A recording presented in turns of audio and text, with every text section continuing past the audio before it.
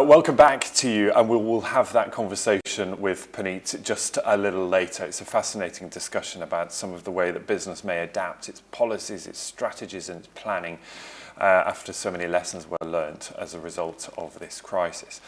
But first of all, I'm keen that we move the conversation beyond COVID. It has dominated headlines, but as Edie was just discussing with her panel just a short while ago, so much else has happened over the past 12 or 18 months. And I'm keen to look now about what could happen in the next 12 to 18 months. Technology innovation could lead the way out of this crisis, but also create so many more opportunities. And so to look at what those opportunities could be and how we may harness some of them, I'm delighted to introduce my next panel. So with me here in the studio is Priya Guha, MBE from Merian Adventures. Priya, nice to see you.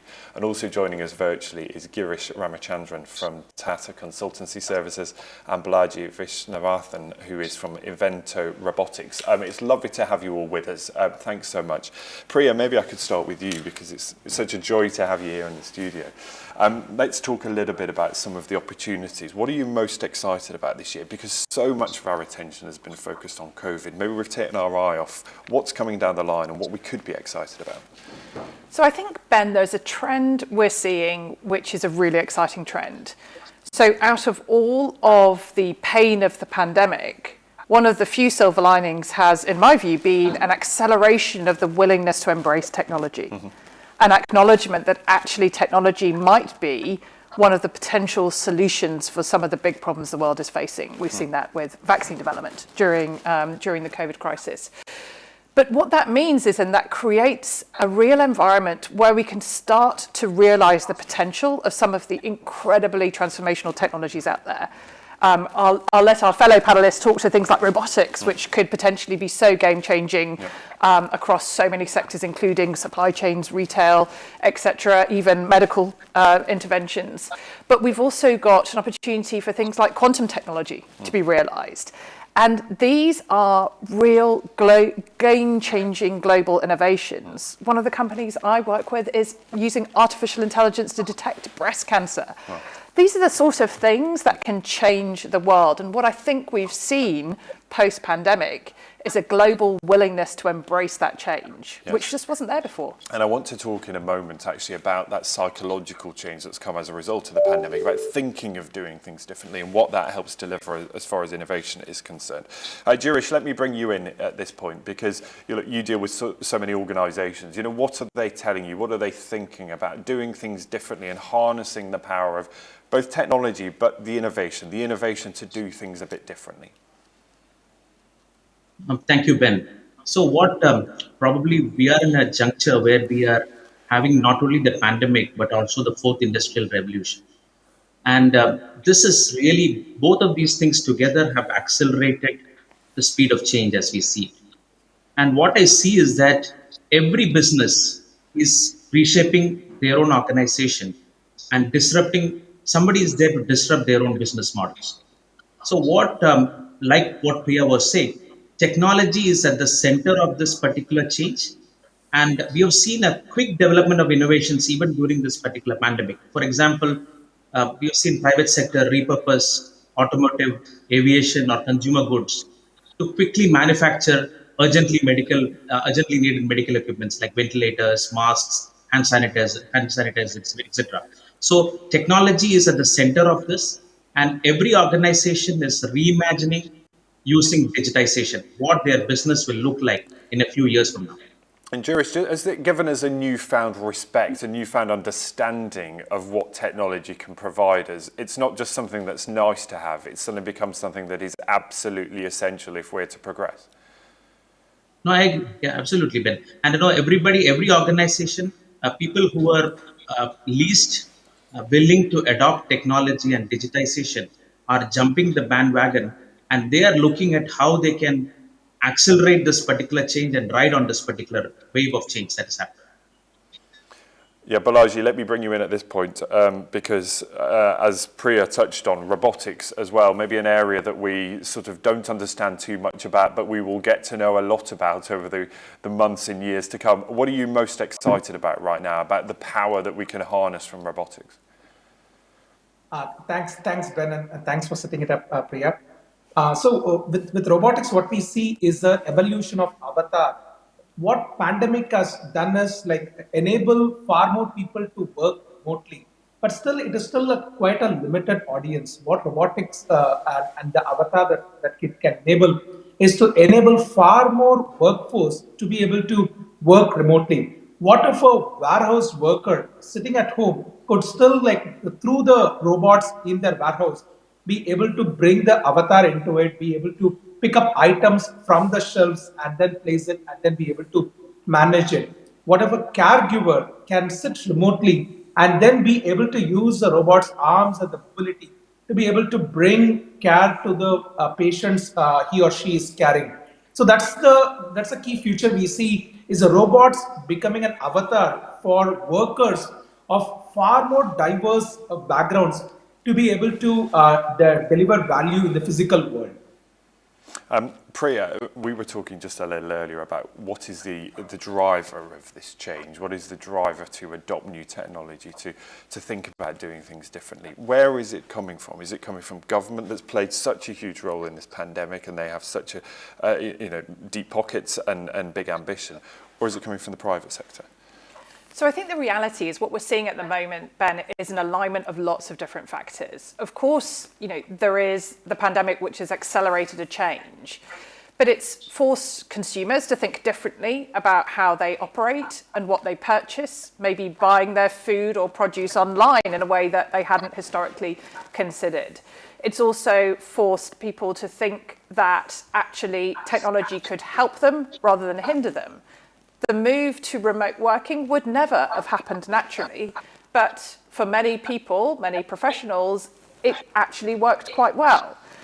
If you look at actually the role of governments, I think this is where governments have recognised that if we are going to be able to reap the rewards of innovation, reap the rewards of technology, government needs to play a role in supporting that.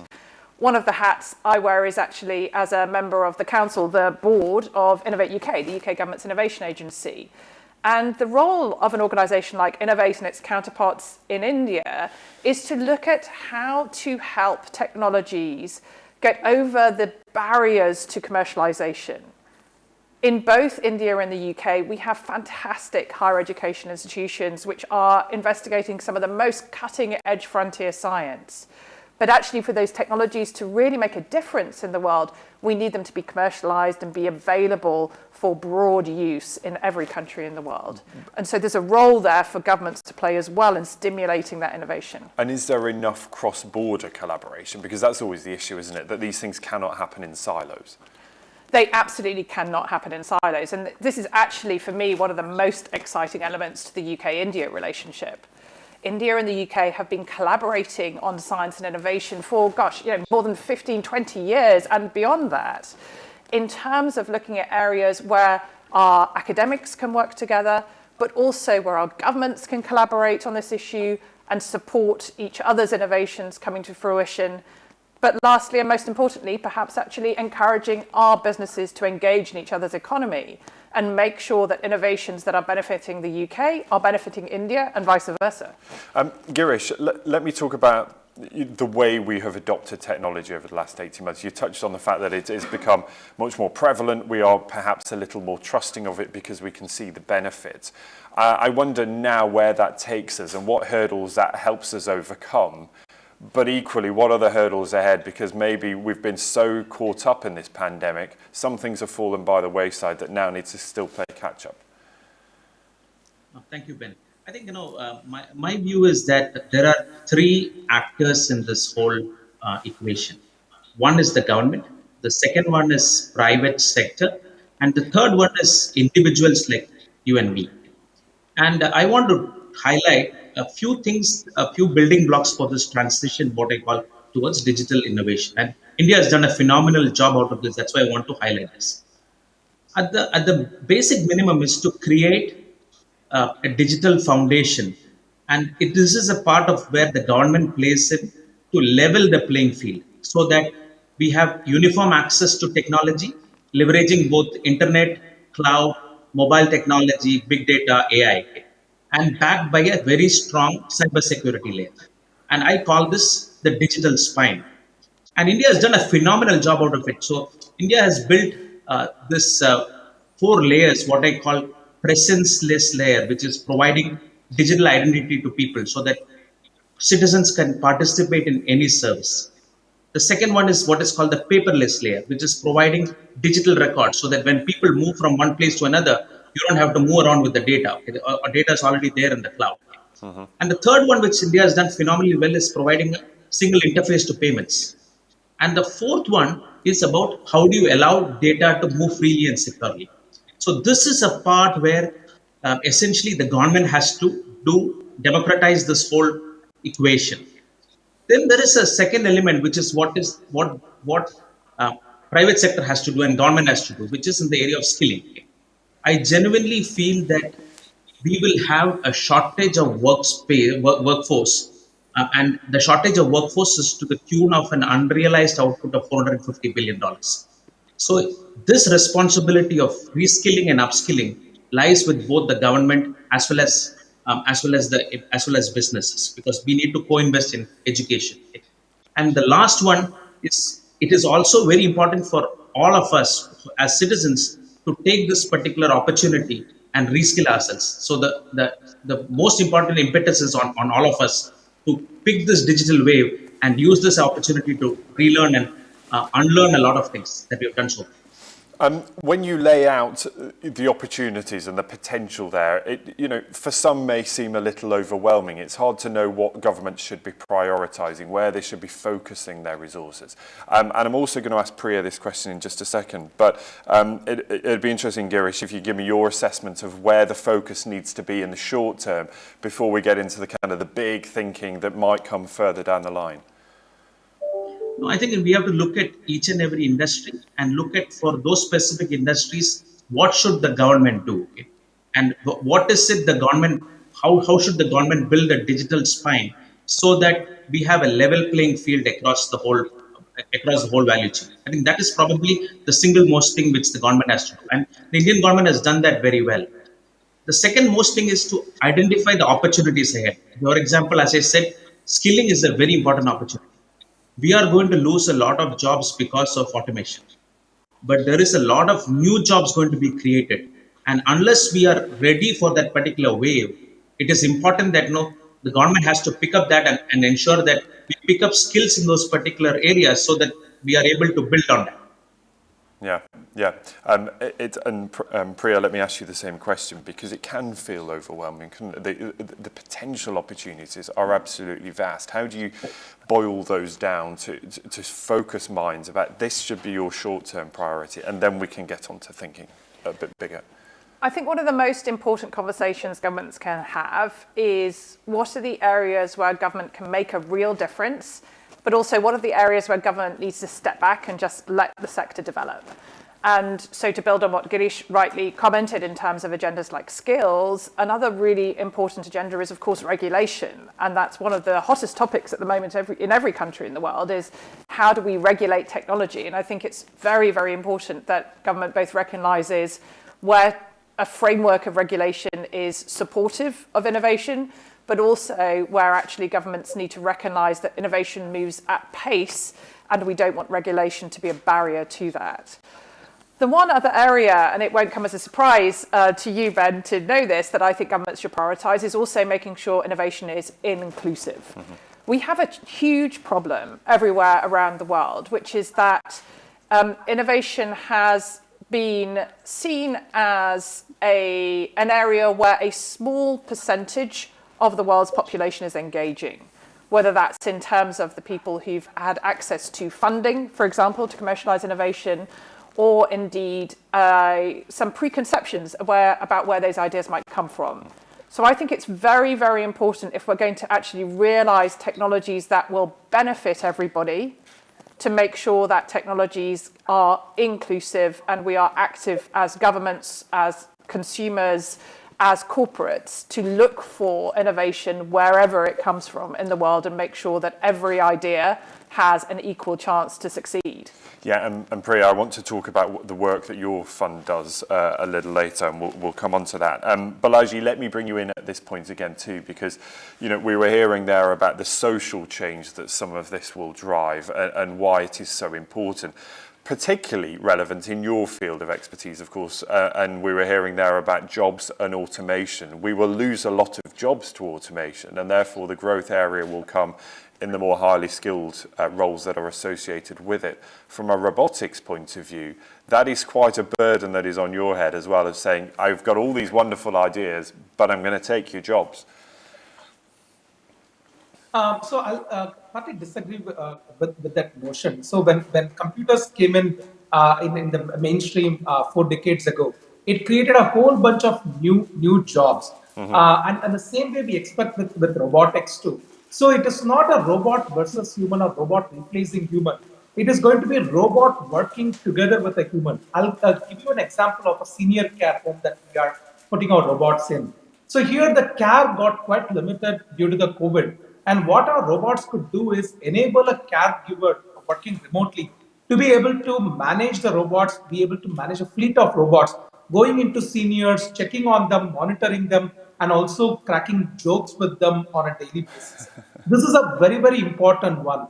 So it is going to create a whole new sector of jobs. Yes, there will be some dislocation in some sector, but overall, what I believe is there will be a net creation of new jobs when we see robots collaborating with humans. So it's not just high tech roles I'm talking about. I'm talking about roles like providing care in retail, in factory, and those are areas where we believe robotic avatars can create new type of jobs. Yeah, and in some respects, though, the pandemic sort of did your sales pitch for you. Because if I was an employer and I've got staff, in many cases, depending on the industry you're in, those staff are reliable and they are relatively cheap. Investing in robotics and investing in automation is a big capital expense up front. But of course, the pandemic proved that robots don't get sick, they don't need to social distance, they can work 24 hours. So actually, convincing businesses to invest in that sort of technology now is a no-brainer. Absolutely. So the pandemic has altered the attitudes of both the end consumers who are much more open to dealing with technology, as well as the workers who now see the technology as something a bigger enabler. So it is not just about like robots do not get sick, but those who are like forced out of the workforce, some of them they can get back to the workforce without having to come to the workplace. So that's those kind of ways we see even worker attitudes towards robots have been changing during the pandemic. Yeah, Girish, you're nodding there, and it might be an unfair question, but I'm going to ask it anyway. Give me a sense of where we are on the scale of things that are going to happen in the short term, in the near term. What practical differences will I see? What will change my life over the coming year? And then what are the ones that are nice to have? They're much further down the line, and we're working towards them, but we're not quite there yet. In the area of technology? Yes, please.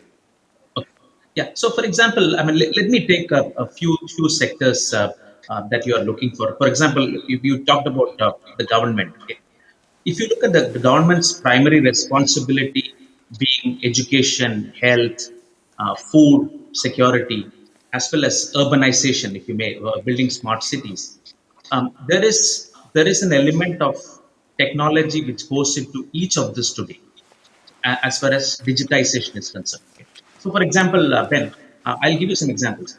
Today, 45% of the world's population today live in cities. If without the pandemic, we would have had a massive amount of urbanization going on, and we would have had almost 60% of the world's population coming into cities. And this is very true for India because Indian cities are getting more and more crowded. We have now probably found out another way of living where we could all of us could live in, for example, a Bali and still work for a particular company. That is a fundamental alteration of the way that we have looked at in terms of urbanization. Education, we have a big problem. Okay, I don't think we've solved it yet. Today we have got 1.6 billion kids out of school. And what we have is we have a genuine problem because we are going to lose 1 or 2 years or 3 years of their schooling, and some of them are going back to child labor. That is a problem which the government has to fix, and we have to find a way to bring in online technology as well as ensuring that there is grooming of the kids as well. The third thing I will talk about is in food security. Today, 30% of the food which comes in, we make food for around 10 billion people, but there is a significant food which gets wasted. And using technology, we'll be able to quickly get this and ensure that supply chain goes in properly and ensures that using IoT or data analytics, we'll be able to ensure that food comes to the table rather than gets wasted in the supply chain. So if I look at different sectors and the different priorities of every country, it will vary, and the technology is there to sort it out. But there are certain places where technology might not have answers, like for example, the education system. Thank you, and it was a tough question, but thank you for, for answering it. And Priya, before we go, look, I want to talk about, and I hate these discussions where we talk about women bosses, women investors, women entrepreneurs, but your fund invests particularly in women-led, women-founded businesses in this technology space.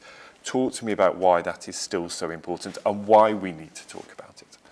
So I think what we have is a problem in every country around the world around this point on inclusive innovation. If you take the UK, a Rose Review report, which came out a couple of years ago, talked about only 1 pence in every pound of venture capital money going to female-led businesses. What does that mean? Well, it means that actually the businesses that are coming through are not necessarily designing for a broad population. They're not necessarily thinking in different ways as they're building their business. And as a result, the businesses will not be as effective. That's proven time after time that businesses that are undiverse are less effective businesses. Mm-hmm. So what we focus on at Merian Ventures is actually investing in those women who are leading businesses and growing businesses to scale, who are otherwise finding it very challenging to get the funding they need to scale. Yeah. So it's a really important area. We focus on it in the context of women-led innovation. It's also very relevant for other underrepresented groups in the UK and in the US in particular at the moment. Very good conversation happening around how to support black founders, for example, for whom the numbers are equally bad. Yeah. So this is a really, really important area that everyone needs to focus on around the world, because otherwise we won't have the right technological solutions that we need to make the right decisions for society. And that's fundamentally where technology will be transformational, whether you're in India, whether you're in the UK or anywhere in the world. It is so, so important, isn't it? And it's astonishing that we're still in an era whereby businesses don't look like their customers or their users or their audience, and that is the fundamental mismatch, isn't it? Priya, thank you so much. So lovely to have you with us. Thank you very much. And also to Girish and to Balaji, thank you for your time this afternoon with us on the India Global Forum. I'm really grateful for an interesting chat that gets us beyond some of the tragedy and the difficulties of this last year, but looking ahead to some of the opportunities that may be coming down the line. So my thanks to you all.